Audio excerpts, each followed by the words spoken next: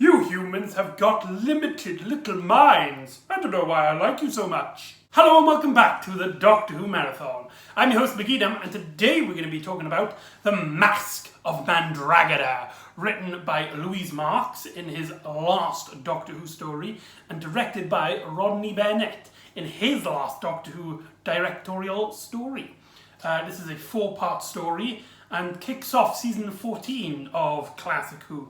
You can tell because it introduces the season 14 special TARDIS, the secondary console room, which was only used for this season, with a wood deco design. I really like this design. It looks a lot more polished, a lot more high production value than the original TARDIS design. I would have liked to have seen more of this particular TARDIS design, but and it's a 4-part story. I don't know if I've mentioned that. And originally, Elizabeth Slaton was supposed to leave at the end of season 13. However, she decided that she wanted to stay because she heard that this serial, this story was in the works and she really wanted to be a part of it. So she actually stuck around for this story and the next story. So that's really cool. This story is set in Italy many years ago. I can't remember when particularly. Basically, it's time just as sorcery was out and scientific minds were coming into focus. The time of Leonardo da Vinci.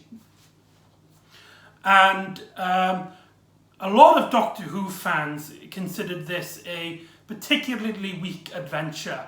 Not that it is terrible, but a lot of fans I've heard think it's a boring, either boring or just a dull and weak on plot. However, I really got something out of this. I really enjoyed this particular adventure. Also, as you may have noticed, I don't actually have a DVD on me. I didn't get it in time. I watched it online. I do apologise, but what can I say? The Masque of Mandragora sees the Doctor land in Italy, and the filming location was actually in Port Meridian, which is in Wales, which looks beautiful and makes you do believe that you're in Italy.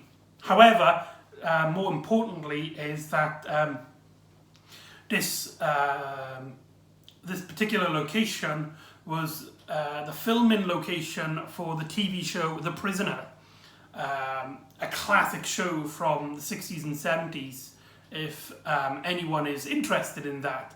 So that's a really cool nod to another British TV series. I really like the Doctor and Sarah's banter in here. I really like their scenes in the TARDIS where the Doctor is talking about why he likes humans and all that, and Sarah's banter with this. There's some really great fun moments with them, and I really like their chemistry in this story. Though there are some issues which I will get on to later on. We also get introduced to the Prince of Italy and his uncle, the Duke. The story is set just after the king has died, so at this moment in time, the ruler of who will rule Italy, or at least this particular bit, is up in the air. And part of the story, half the story is about the political structure of Italy and how, on whether the Duke trying to kill his nephew and thinking that the Doctor is just some loony.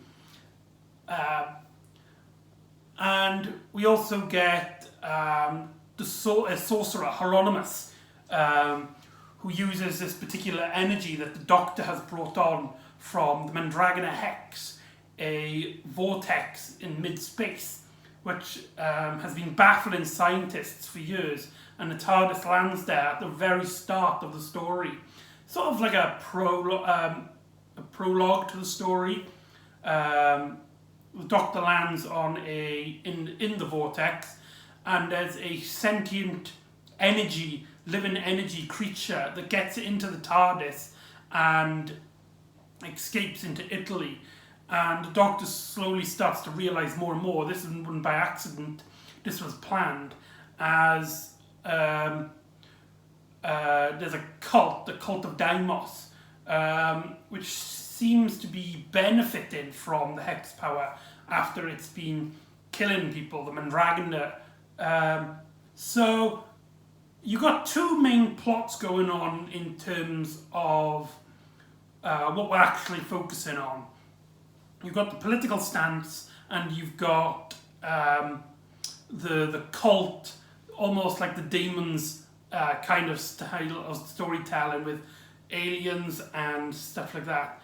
And if you hear a few people on the internet, they may say that both of the plots are spread a bit thin.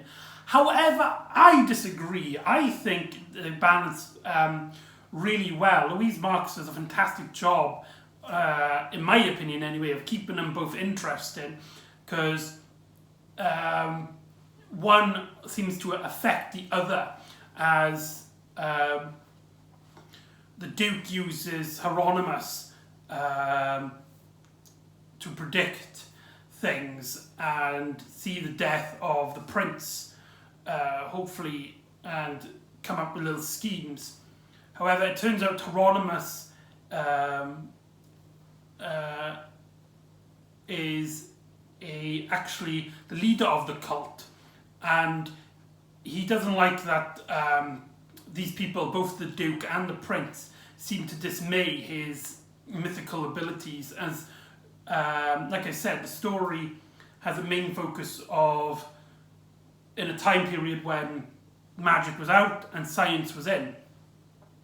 So it deals a lot with the story of religion and how it could be used for evil, and how indoctrination works.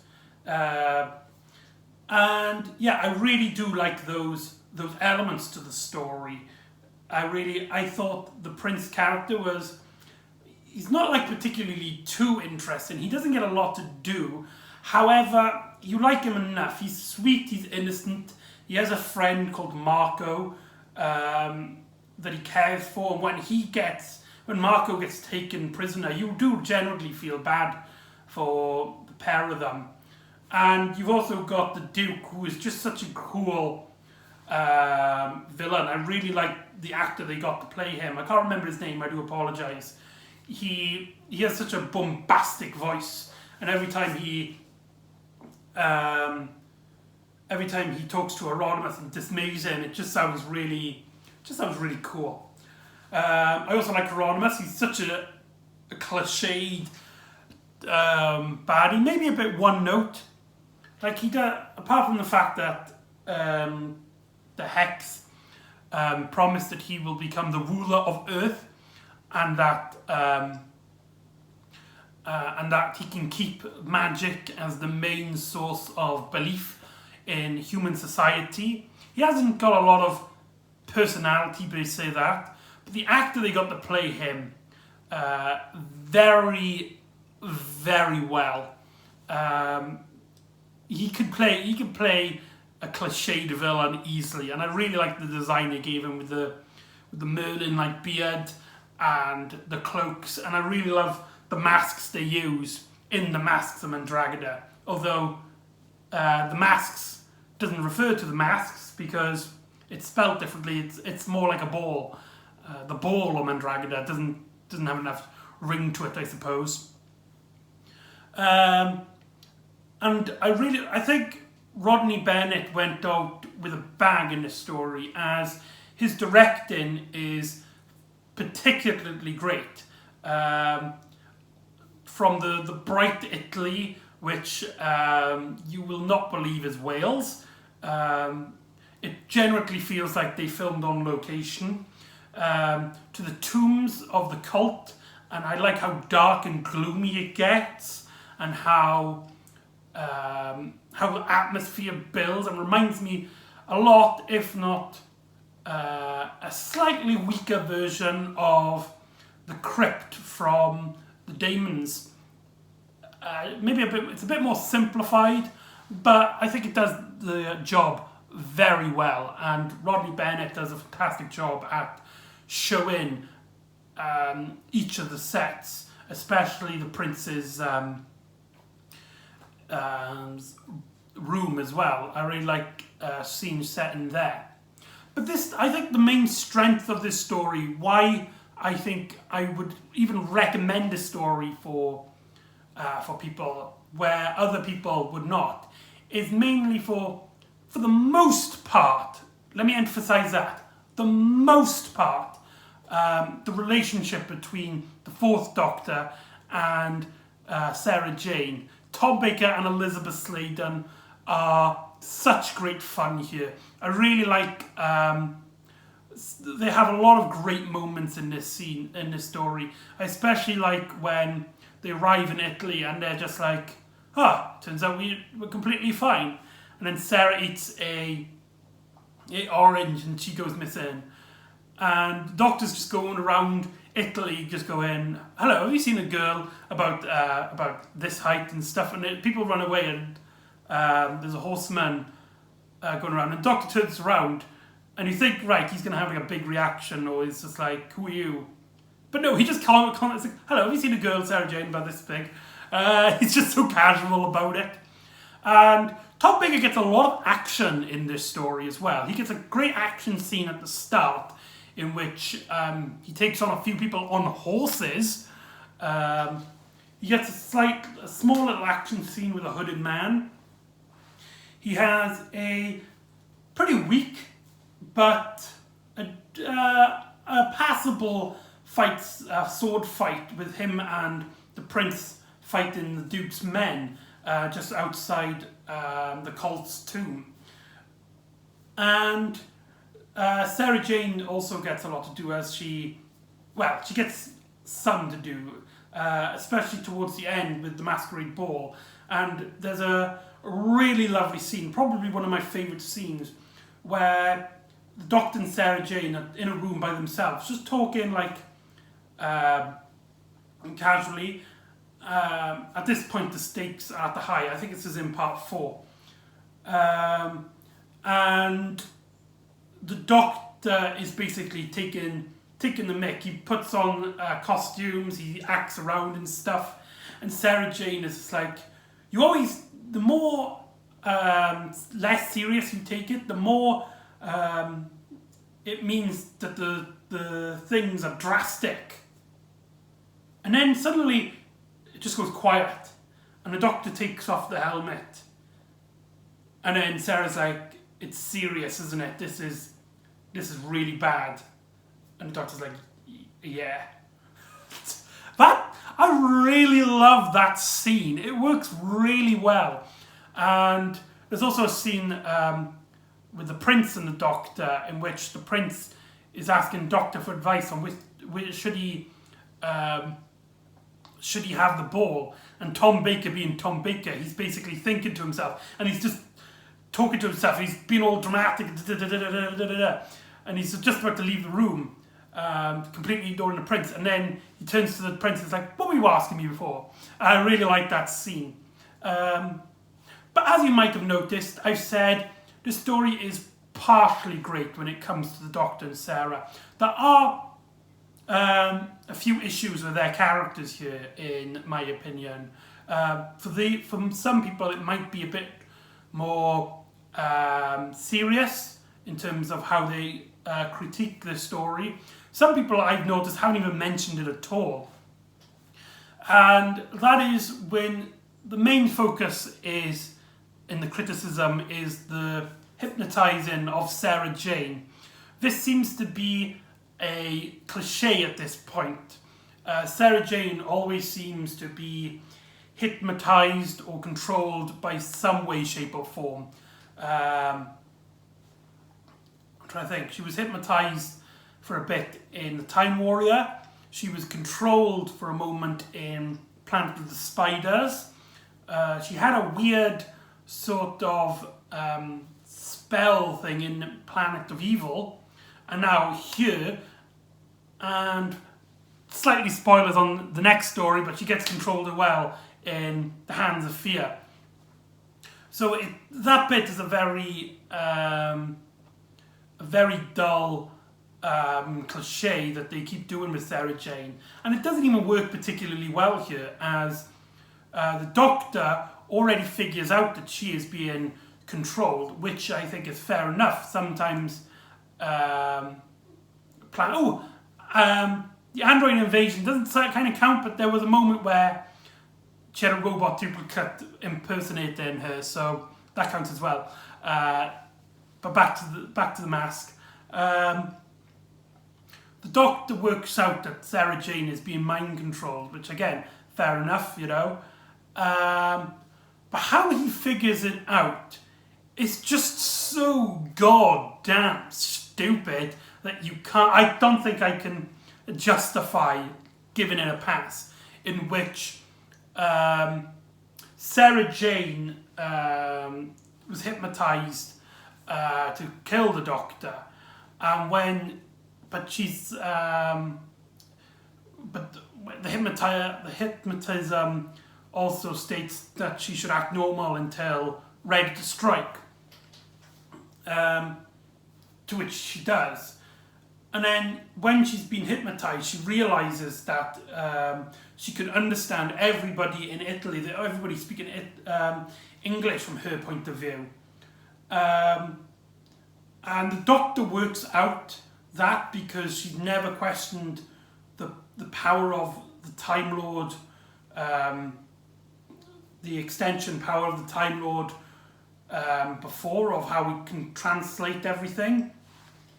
Doctor, you do know Sarah Jane Smith is a journalist. She asks questions like this. She has a questioning mind. How the hell did you work that out from that? That is just so stupid. But clearly the reasoning is that Sarah Jane Smith is a woman, and she's not supposed to ask.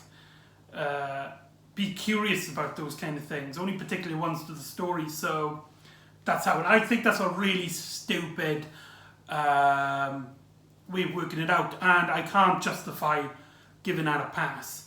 But the majority of the story then is very good until the finale, which is really anticlimactic, but again, it works on paper. Spoilers warning. This is a spoiler warning. The Doctor disguises himself as Hieronymus, who he has battled, and he takes over his appearance by taking his mask and stuff, and he gets all the cult leaders in the same room, where he then he's already got this thing set up with wires, and the hex goes into it and disperses out through scientific mumbo jumbo, which I don't really know if it's logical or not, but if it's not, this is a really stupid ending. And that's how it really works, and then the Doctor reveals right at the very end. And it could have been a really good twist that the Doctor takes the place and basically tricks them into destroying themselves. However, there are some few issues with that. The main one is that the Doctor let a huge amount of people die in the ballroom. Yeah, nobody talks about this. Before, when the Doctor is disguised after he's met Hieronymus in the cavern, the plan is to go to the masquerade ball.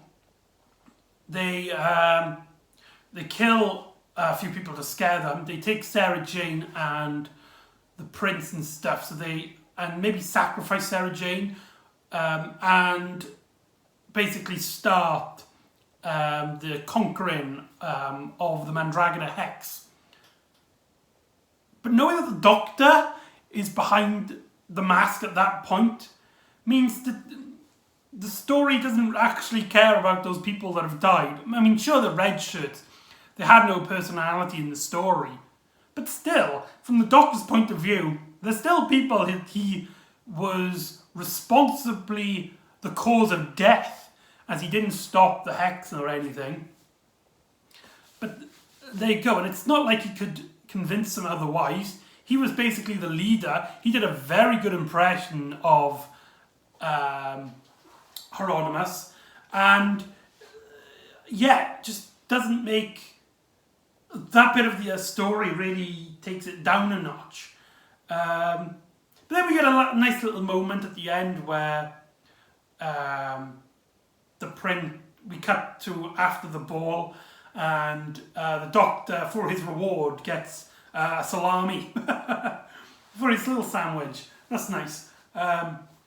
We get a little joke in which the Doctor states that he never got to meet Leonardo da Vinci, although he will, the Fourth Doctor will meet Leonardo da Vinci at one point, as in a later story he stated that he's not only met him, but they're also great friends. So there you go.